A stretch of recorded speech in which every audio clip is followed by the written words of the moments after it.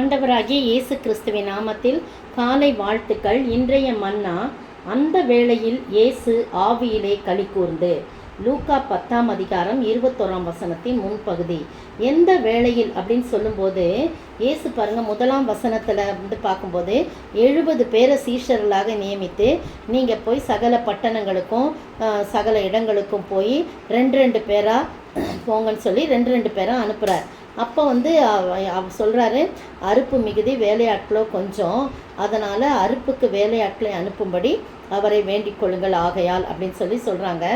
அப்போ புறப்பட்டு போங்கள், ஆட்டுக்குட்டிகளை ஓநாய்களுக்குள்ளே அனுப்புறது போல இதோ நான் உங்களை அனுப்புகிறேன் அப்படின்னு சொல்லி பணப்பையும் சாமான் பையும் பாதரட்சிகளையும் கொண்டு போக வேண்டாம், வழியில் ஒருத்தரையும் எதுவுமே கேட்க வேண்டாம், நீங்கள் ஒரு வீட்டுக்குள் பிரவேசிக்கிற போது அங்கே சமாதானம் அந்த வீட்டுக்குன்னு சொல்லுங்கள். முதலாவது சமாதானத்துக்கு அவன் பாத்திரவானான் தான் அவன் நீங்கள் கூறிய சமாதானம் அவனிடத்துல தங்கும், இல்லைன்னா அது திரும்பவும் உங்கள்கிட்டயே வந்துடும் அப்படின்னு சொல்லி நிறையா காரியத்தை சொல்கிறாங்க.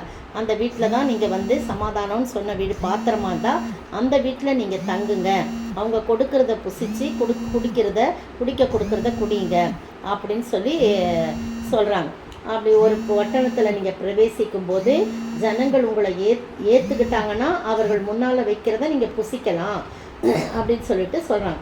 இவங்களும் அதே மாதிரி போய் எல்லா இடத்துக்கும் போயிட்டு திரும்பி வராங்க. திரும்பி வரும்போது 16ஆம் வசனம் கூட பாருங்கள், சீஷரை நோக்கி, உங்களுக்கு செவி கொடுக்கிறவன் எனக்கு செவி கொடுக்குறான், உங்களை அசட்டை பண்ணுகிறவன் என்னை அசட்டை பண்ணுகிறான், என்னை அசட்டை பண்ணுகிறவன் என்னை அனுப்பின பிதாவை வந்து அசட்டை பண்ணுகிறான்னு சொல்லி அனுப்புனாங்க. அப்போ 17ஆம் வசனத்தில், பின்பு அவர்கள் 70 பேரும் சந்தோஷத்தோடு திரும்பி வராங்க. திரும்பி வந்து ஏசுக்கிட்ட சொல்கிறாங்க, ஆண்டவரே உம்முடைய நாமத்தினாலே பிசாசுகளும் எங்களுக்கு கீழ்ப்படுகிறது அப்படின்னு சொன்னாங்க. நிறைய ஊழியம் செஞ்சுருக்கிறாங்க. செஞ்ச உடனே அவர் வந்து சொன்ன உடனே இவர் சொல்கிறாரு, அவர்களை நோக்கி, சாத்தான் மின்னலை போல வானத்திலிருந்து விழுகிறதை கண்டேன், இதோ சர்ப்பங்களையும் தேள்களையும் மிதிக்கவும் சத்துருடைய சகல வல்லமையை மேற்கொள்ளவும் உங்களுக்கு நான் அதிகாரம் கொடுக்கிறேன், ஒன்றும் உங்களை சேதப்படுத்தாது அப்படின்னு சொல்லிட்டு, ஆனாலும் ஆவிகள் உங்களுக்கு கீழ்ப்படுகிறதற்காக மட்டும், அசுத்த ஆவிகள் மட்டும் கீழ்ப்படுகிறதுன்றதுக்கு மட்டும் நீங்கள் சந்தோஷப்படக்கூடாது. என்னத்துக்காக நீங்கள் சந்தோஷப்படணும்னா, உங்களுடைய நாமங்கள் பரலோகத்தில் எழுதி இருக்கிறதற்காக, எழுத போவதற்காக அப்படிலாம் இல்லை, எழுதி இருக்கிறதற்காக, ஆல்ரெடி எழுதி இருக்கிறதற்காக நீங்கள் சந்தோஷப்படுங்க அப்படின்னு சொல்லி அவர் சொல்கிறார்.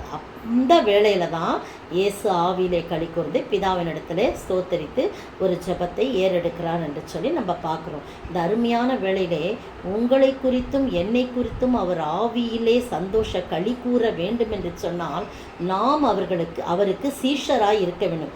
சீஷர்களாய் இருப்பது மட்டுமல்ல, அவருக்காய் ஊழியம் செய்ய வேண்டும். ஊழியம் செய்யும்போது வரக்கூடிய இடர்பாடுகள்லாம் ஒரு பக்கம் ஒதுக்கி வைத்து கிறிஸ்து இயேசுவை முன்னாக வைத்து எல்லா தடைகளையெல்லாம் பின்னாக வைத்து நம்ம ஆண்டவருக்கு முன்பாக நாம் முன்னேறி செல்லும்போது, அவருக்காய் ஊழியம் செய்ய முன்னேறி செல்லும்போது, ஏன்னா அதிகாரம் கொடுத்துருக்காரு, சர்ப்பங்களையும் தேள்களையும் மிதிக்கவும் அப்படின்னு சொல்லும்போது எல்லா சத்துருவனுடைய சகல வல்லமைகளை மேற்கொள்ளவும் உங்களுக்கு அதிகாரம் கொடுத்துருக்கேன்னு சொல்கிறார், ஒன்று உங்களை சேதப்படுத்தான்னு சொல்கிறார். அதனால் அந்த வாக்கு தத்தத்தெல்லாம் நம்ம உரிமை பாராட்டி நம்ம செபிக்கும் போது கர்த்தர் நம்மளை என்ன பண்ணுவார், சந்தோஷத்தோடே அவர் முன்னால் திரும்பி போய் அவருக்கு முன்னால் அந்த கரைதிரையற்ற பரிசுத்த கூட்டத்தோடு, ஆண்டவரே நீங்கள் சொன்ன பணியெல்லாம் நாங்கள் நிறைவேற்றிருக்கிறோம் அப்படின்னு சொல்லி எங்களுடைய நாமங்கள் பரலோகத்தில் எழுதப்பட்டிருக்கிறது என்று நாங்கள் களி கூறுகிறோம் ஆண்டவரே அப்படின்னு சொல்லி நம்ம சொல்லும்போது நிச்சயமாக அவர் நம்மை ஆசீர்வதிக்க வல்லவராய் இருக்கிறார். அந்த ஆண்டவரை நோக்கி பார்ப்போமா? கிறிஸ்தேசுவின் ஊழியம் செய்ய தவிர்ப்போம் வெட்கம் யாவையும் இன்று, நம்மை நாமே வெறுத்து சிலுவையை எடுத்து முழு மனதுடன் முன் செல்ல வேண்டும். இயேசுராஜன் நம்மோடிருப்பதாலே காலமோ கொஞ்சம் தான் மீதி, தேவையோ ஏராளம் உண்டு, பின்னோக்கி பாராமல் இடை நின்று விடாமல் முன்னோக்கிய சென்றிட வேண்டும். வல்ல தேவன் நம்மோடிருப்பதாலே. சோத்திரிக்கிற ஆண்டவரே, துதிக்கிற ராஜா, நீர் எங்கள் பேரிலே ஆவியிலே நீங்கள் களி கூறும்படியாக நாங்கள் உமக்காய் ஆண்டவரே கர்த்தாவே நீர் எங்களுக்கு நியமித்த அந்த ஓட்டத்திலே நாங்கள் உமக்காக ஓடி உம்முடைய ராஜ்யத்தை கட்டுகின்ற பிள்ளைகளாய் நாங்கள் காணப்படவும் உம்முடைய மந்தையிலே அநேகரை சேர்க்கும்படியாக எங்களை நாங்கள் அர்ப்பணித்து ஜெபிக்கிறோம். அப்போது நீர் எங்களை குறித்து மிகுந்த சந்தோஷப்படுவீர், களி கூறுவீர் என்ற நம்பிக்கையிலும் விசுவாசத்தின் வளர நீர் கிருபை செய்ய வேண்டும் என்று கர்த்தரும் மீட்பரும் ராஜாவாகிய இயேசு கிறிஸ்துவின் விலையேற நாமத்தில் ஜெபிக்கிறேன் பிதாவே, ஆமீன்.